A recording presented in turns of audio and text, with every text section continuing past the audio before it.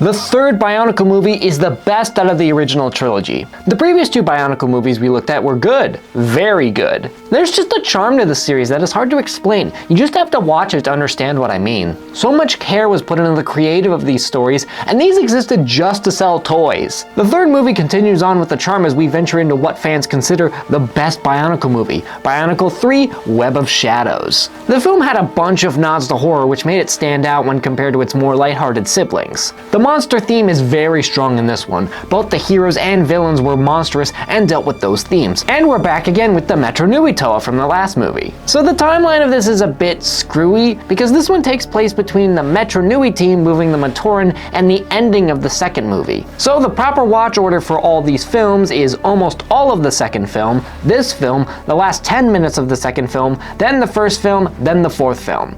Yeah, it's easy to understand. I don't care that much though. I'm happy we're getting more time with these guys since I really enjoyed their characters in the last movie. So how does this film hold up? Let's find out. I'm Rocko from Reamlore, and let's dive in. By the way, if you enjoyed this video, make sure to like and subscribe because we upload videos just like this one on our Reamlore channel. We open this film back with Makuta, still trapped in a crystal before we get Taraga Vakama's narration, a tradition at this point. He tells us about the last movie and that the Metro Nui team went on one more big adventure before becoming Taraga. Their final mission is to rescue the Matoran, but Makuta put one countermeasure up to stop them. Our story truly starts with our Toa at sea until they capsize and crash. They pull themselves out of the wreckage on shore. They walk around and notice giant green web everywhere and monsters hidden in the shadows. Wenua realizes that the archives were broken into, releasing every monster in recorded history. The webs belong to Visorak, dangerous monsters, but Vakama is confident since they defeated the Makuta. They get instantly taken down, however, as the Visorak blast the Toa, paralyzing them. The Toa are taken prisoner as we meet who the Visorak are working for,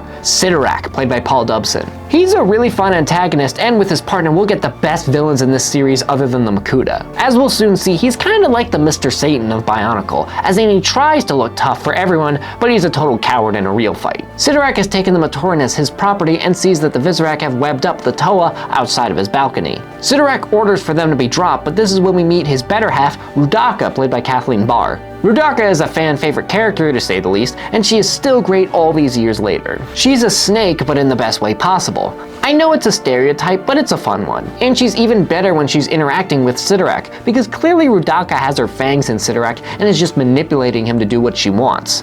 I would honestly watch a whole movie just about these two. Rudaka stops Sidorak, saying that vanquishing the Toa should be something special, not as simple as tossing out the trash. Vakama tells the others he tried to lead the Toa as best as he could, and he wishes he could change, which is when he starts changing. His arm transforms into this flamethrower thing, and the others change with him. Yeah, they were injected with poison, which has now transformed them, breaking them out of their cocoons and falling down. They aren't dead yet though, as 6 people fly in and save them. Later, Matau walks around looking for the others when he sees its reflection in the water. He has a more monstrous form, and it freaks him out when the others show up. When the toys came out, the monster thing was a big tagline, but the toys never looked like monsters, they just looked really cool. Here though, it's all in how they move. They move with their arms on the ground, they have hunchbacks, and they fight in more savage ways. Matau yells at Vakama saying this is all his fault, and I should note that Matau has been really getting on Vakama's case as a leader since this movie started. It doesn't really make sense. Yes, this ties into their story with Matau criticizing Vakama's leadership and learning to love his bro,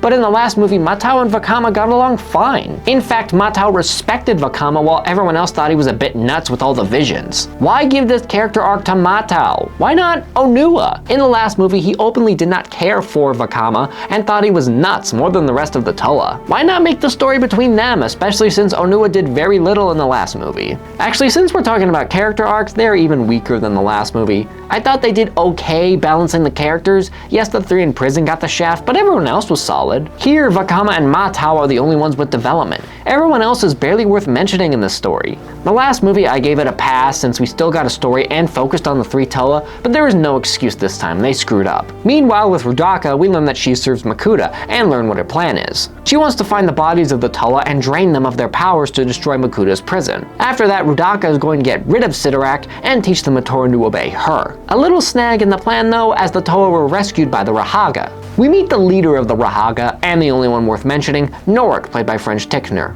His character arc along with the other Rahaga are non-existent because if they can't even give character arcs to all of the Toa, 6 more people is impossible. Norik himself gets the most screen time, but he doesn't have a character. He's glorified exposition, telling the Toa where they need to go and what they need to do. It's the same role Vakama filled in the first film, but Vakama always had this caring presence about him, bestowing wisdom and guidance because he cared about the Toa and Matoran. Here, Norik is giving wisdom because we need someone to tell the Toa what to do. Norik tells them about Kitangu, an ancient being skilled with venom, so if they want to be Toa, they have to find him. He says that Hordika venom has corrupted them, and if it's not neutralized, this change will be permanent. He says they've been searching for Kitangu for a while, noting he may not exist, but he believes. Vakama says they shouldn't waste time with a fairy tale and instead rescue the Matoran. He walks off after Norik says he doesn't have control over his powers, and Norik then says he'll talk with him. Dude, you talking to him made him upset in the first place. Vakama vents about how if the other Toa think it's so easy to be in charge, they can try it. But Norik says they won't succeed without each other. Vakama thinks otherwise and runs off, saying he can do this by himself. He returns to their fortress where he encounters some Vizorak and is taken prisoner. Rudaka rolls up and explains Vakama is turning into something new. She frees Vakama because she wants to talk about her situation with Sidorak. She says Vakama should treat the other Toa with fear and intimidation,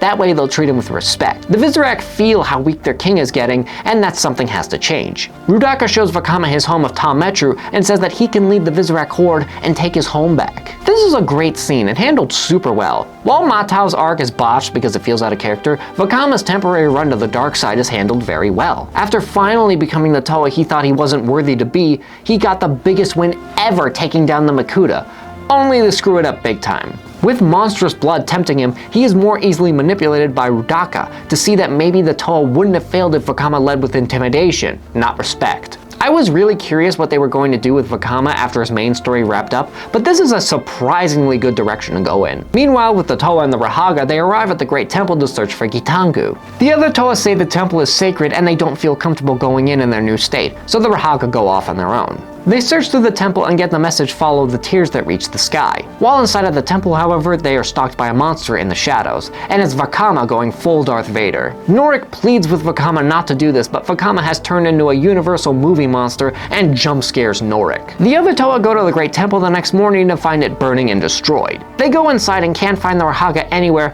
aside from Norik, who is trapped under some rubble. Norik tells the others about Vakama, explaining that Hordika venom has taken over and the rest will soon follow if they don't find Kitangu.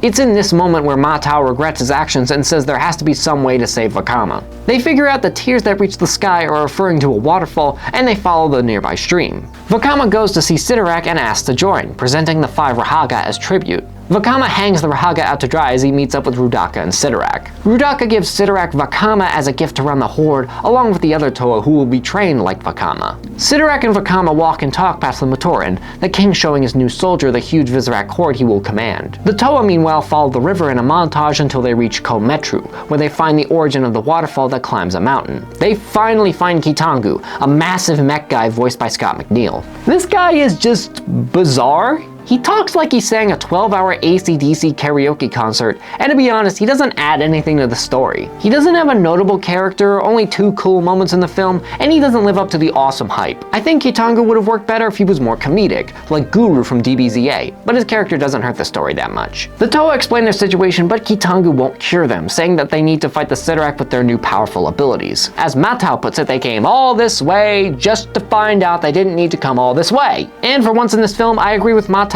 This is the typical the treasure was friendship all along type of nonsense, which is a bit ridiculous since so much is on the line here. And I think Norik has just lost his mind, because this whole time he's been telling the Toa, you need to get rid of this Hordika blood. But now he's like, don't you guys feel stupid? You need that power, aren't I smart? Plus, what was with all that nonsense about the Hordika venom making them go insane? It makes the last 20 minutes of the film feel like filler, and we shouldn't have filler in a 70-minute film, especially when we have 6 characters to focus on. Kitangu says that even though they need to rely on these new powers, their story has motivated him and he wants to help in their fight. The Toa breach the entrance to the bad guy's fortress ready to fight the whole Vizorak horde. They use their cannons just like jetpacks to get to higher ground, Matao flying up more as the others fight. While the bad guys are trying to escape with the elevator, Kitangu is climbing the tower to get them. Rudaka tricks Sidorak into fighting Kitangu. both leaving Vakama to be attacked by Matau. They get into a fight with Matau trying to reason with him, and honestly, this movie has the best fight scenes out of the original trilogy. Yeah, there are no punches being thrown, but they're blasting monsters and slashing them with their weapons. It's pretty cool. Sidorak tries to blast Kitangu, but he's a worse shot than me and keeps missing. Rudaka doesn't have terrible aim, however, and nails Kitangu, blasting the ancient being to the ground. Rudaka leads Sidorak to check on Kitangu, who is still alive, and she tells Sidorak to do it.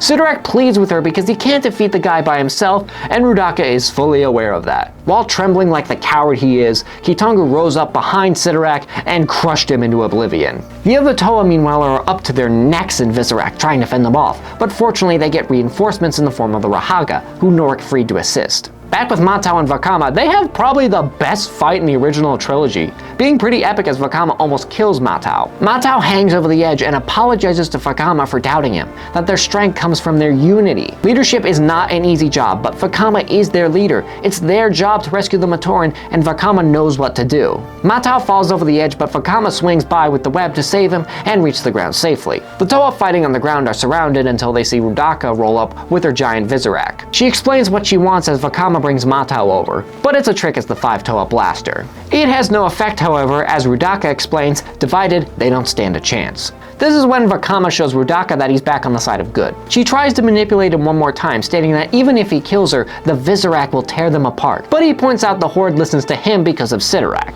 Vakama tells the entire Horde to leave, and they do so. Vakama explains that the reason they are leaving is because you can't be loyal to someone you're enslaved to, and he leads only those who choose to follow. Vakama blasts Rudaka and finally kills her, but that's what she wanted. Because the crystal on her chest was connected directly to Makuta's prison, and by adding all of their elemental powers to it, they just freed Makuta. The Dark Makuta hand appears and drags Rudaka's body away, leaving the crystal behind. Vakama figures out what happened, but mentions Makuta doesn't scare him anymore. Kitangu joins them, and Vakama asks him to change them back into Toa. Even though they are stronger like this, it's their duty to be Toa for the Matoran. Kitangu uses his powers to change them back into Toa, and helps them load up the Matoran on their transport ships. Vakama thanks Norik for all his help, and Norik tells Vakama he has done a good job keeping everyone safe. The Toa fly the ships with all the Matoran to their new island paradise of Matanui, and pass by Makuta's prison, seeing that he's really gone. Vakama says they will defeat Makuta next time he shows up, and we finally cut to the future. Vakama is now a Turaga, telling Takanuva, Jala, and Holly the story, and the movie ends with him telling us the 3 virtues.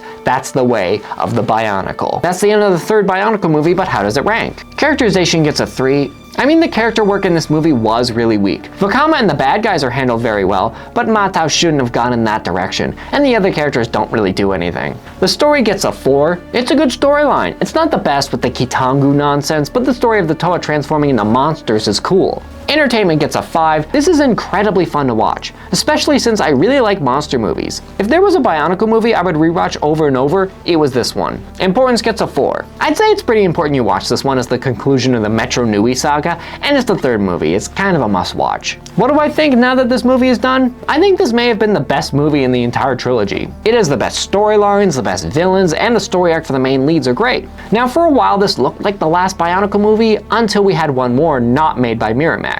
Bionicle: The Legend Reborn, which we'll look at another time. Thank you all so much for watching. If you enjoyed, make sure to like and subscribe, and I'll see you all later.